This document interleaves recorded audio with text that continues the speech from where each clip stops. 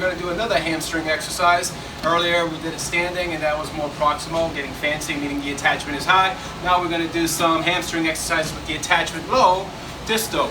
So we always want to target muscles from different attachments, what I'm getting at. So old school, right? Stability ball hamstring. If you don't know, we should never feel our arms when I do this. So I pinch my shoulder blades, I have my palms up, and then I raise my hips and I pull in, and you can add a bridge up. So once again, you should not feel your arms and you should not feel your lower back. The breathing is, I inhale as I extend, exhale as I pull in, and then drive up. So that's level 1. Level 2, I like different levels. You get a yoga block or whatever you wish, put it between your thighs. Now I get your adductors there and thighs.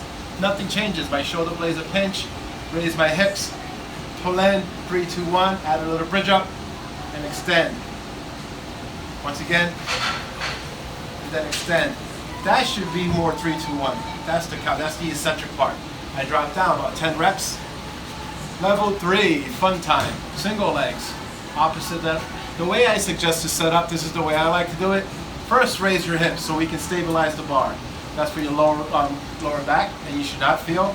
Leg up, then pull, and you could even add a bridge up. That's 1, 3, 2, 1. Pull, hip press. 3, 2, 1. I'll show you this leg. Notice my heels stay on the wall constantly. I raise my hips first. Nice straight line. I shoulder my hips and my ankle. Leg up. Here. Push up. 3, 2, 1. And then drive up, hip press. Do that for a couple of reps and you'll feel your hamstring.